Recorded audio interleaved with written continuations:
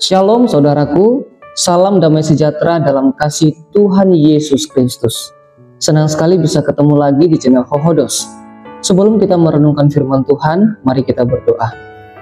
Bapa yang baik, terima kasih untuk hari ini, terima kasih untuk penyertaan dan kasih karunia yang sudah Engkau berikan kepada kami. Saat ini kami ingin merenungkan firman-Mu.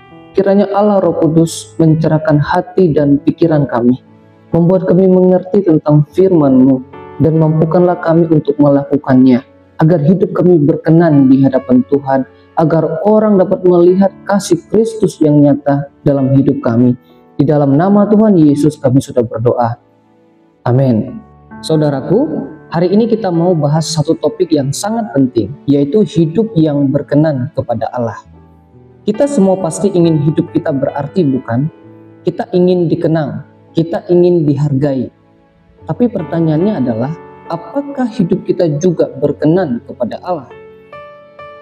John Piper pernah berkata seperti ini, hidup yang paling berharga adalah hidup yang mengutamakan Kristus di atas segalanya. Jadi ukuran keberhasilan orang percaya bukan cuma pencapaian dunia, tapi apakah Tuhan senang dengan hidup kita? Apakah Tuhan senang dengan seluruh pencapaian-pencapaian yang kita miliki saat ini? C.S. Lewis juga pernah menulis dalam sebuah bukunya, tujuan utama manusia adalah mengenal Allah, menikmati Dia, dan memuliakan Dia selamanya. Saudaraku, hidup yang berkenan kepada Allah bukan soal sekedar melakukan kewajiban rohani, melainkan menjadikan Allah sebagai pusat sukacita, arah, dan tujuan hidup kita. Namun, kalau kita ingin jujur, seringkali kita lebih sibuk memikirkan bagaimana hidup ini bisa berkenan di mata manusia, di mata atasan, teman, pasangan, relasi, daripada memikirkan apakah hidup kita berkenan di hadapan Allah. Saudaraku yang terkasih, sebagai teks renungan hari ini, mari kita lihat di dalam Kolose 1 ayat 10. Demikianlah firman Tuhan. Sehingga hidupmu layak di hadapannya serta berkenan kepadanya dalam segala hal. Dan kamu memberi buah dalam segala pekerjaan yang baik dan bertumbuh dalam pengetahuan yang benar tentang Allah. Saudaraku, Paulus berdoa supaya jemaat di Kolose hidup layak di hadapan Tuhan, berkenan kepada Tuhan dalam segala hal, berbuah dalam segala pekerjaan yang baik, dan bertumbuh dalam pengenalan akan Allah.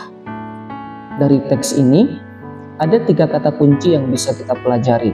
Yang pertama adalah layak, yang kedua berkenan, dan yang ketiga berbuah. Layak itu artinya hidup kita selaras dengan Injil yang kita amani. Berkenan artinya menyenangkan hati Tuhan, bukan cuma memenuhi standar manusia saja. Berbuah artinya menghasilkan kebaikan yang nyata. Kebaikan kita dilihat orang, dirasakan oleh orang lain, dan itu berasal dari pertumbuhan rohani kita. Nah, dari teks ini ada 3 hal yang dapat kita pelajari. Yang pertama, hidup yang selaras dengan Injil. Saudaraku yang terkasih, hidup yang selaras dengan Injil berarti iman dan perilaku kita itu berjalan sesuai, berjalan seimbang. Tidak cukup hanya berkata, saya percaya Yesus, tapi seharusnya hidup kita harus mencerminkan ajaran-ajaran Yesus. Banyak orang bisa mengaku Kristen, tetapi ujian sebenarnya terlihat saat kita berada di luar. Saudaraku, iman kita kepada Kristus teruji saat kita berada di luar gereja, di tempat bekerja, di rumah, atau mungkin di media sosial. Saudara, jika kita ingin tahu versi asli seseorang, jangan lihat orang tersebut di gereja. Sebab di gereja kita bisa pakai banyak topeng. Tapi coba lihat dia di rumah. Tanyalah istrinya, suaminya, anaknya. Kalau ada asisten rumah tangganya, coba tanyakan. Disitulah kita bisa lihat dan nilai orang tersebut. Nah saudaraku, Ketika firman Tuhan mempengaruhi cara kita membuat keputusan, mengendalikan emosi, dan memperlakukan orang lain, disitulah kita sedang hidup selaras dengan Injil. Seperti cermin, hidup kita memantulkan siapa yang menjadi pusatnya, diri kita kah atau Kristus?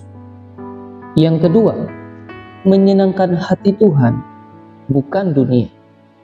Saudara-saudara, berkenan kepada Tuhan berarti siap memilih kebenaran, tidak kompromi dengan dosa. Meskipun apa yang kita lakukan itu membuat kita kehilangan kenyamanan atau penerimaan dari orang lain. Dunia seringkali punya standar keberhasilan seperti jabatan tinggi, kekayaan, atau pengaruh besar. Tapi Tuhan melihat hati kita yang murni dan ketaatan kita. Terkadang ketika kita mengikuti firman Tuhan, kita justru dianggap aneh bagi dunia, terlalu rohani oleh dunia. Tapi ingatlah baik-baik, lebih baik berbeda demi Kristus daripada seragam dengan dunia dan membinasakan kita dan kita jauh dari Tuhan. Pilihan untuk taat mungkin tidak selalu menguntungkan kita secara manusia, tapi pasti menyenangkan hati Allah. Yang ketiga, berbuah dalam segala pekerjaan yang baik. Saudaraku yang terkasih, buah rohani bukan diukur dari seberapa banyak aktivitas pelayanan kita, tapi dari kualitas karakter kita yang dihasilkan dalam hidup kita. Orang yang tinggal dekat dengan Tuhan akan berbuah kasih, sukacita, damai sejahtera, kesabaran, penguasaan diri, seperti yang terdapat di dalam Galatia 5 ayat 22-23. Ia seperti pohon yang sehat akan berbuah pada waktunya. Demikian juga orang percaya yang hidupnya tertanam dalam firman Allah akan menghasilkan buah yang berdampak, baik dalam keluarga, pekerjaan, maupun komunitas. Saudaraku, ingatlah, buah itu bukan untuk kita pamerkan, tapi untuk memuliakan Tuhan dan memberkati orang lain. Saudara-saudaraku yang terkasih, hidup yang berkenan kepada Allah itu bukan soal pencitraan rohani, bukan seberapa banyak aktivitas pelayanan yang kita lakukan. Hidup yang berkenan di hadapan Allah itu sedang menunjukkan soal hubungan kita yang dekat dengan Kristus, konsistensi hidup kita yang berdasarkan firman Tuhan, dan buah yang kita hasilkan, buah yang bisa dinikmati dan dilihat oleh orang baik. Saudaraku, hidup yang berkenan kepada Allah bukan soal pencitraan rohani atau sekedar hadir di gereja. Itu adalah hasil dari hubungan yang dekat dengan Kristus.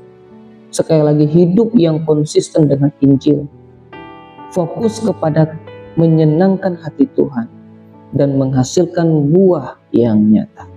Saudaraku, kalau hari ini Tuhan memeriksa hidup kita, apa yang Dia lihat? Apakah Dia menemukan hati yang murni, iman yang konsisten, dan buah yang nyata? Saudara-saudaraku, mari kita pilih untuk tinggal di dalam Kristus, hidup sesuai dengan firman-Nya, dan menghasilkan buah yang memuliakan nama-Nya. Dengan begitulah hidup kita berkenan di hadapan Allah. Tuhan Yesus memberkati kita semua. Sampai jumpa di renungan berikutnya. Saudaraku, mari kita berdoa. Tuhan Yesus yang baik, terima kasih untuk hari ini. Engkau sudah menyertai kami.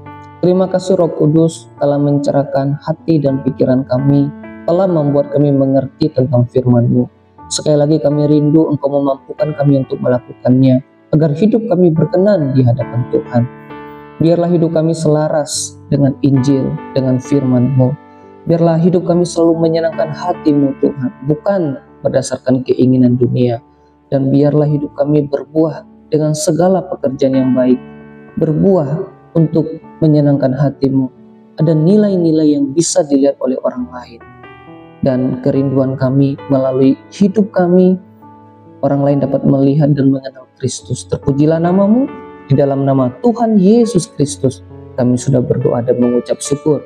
Haleluya. Amin.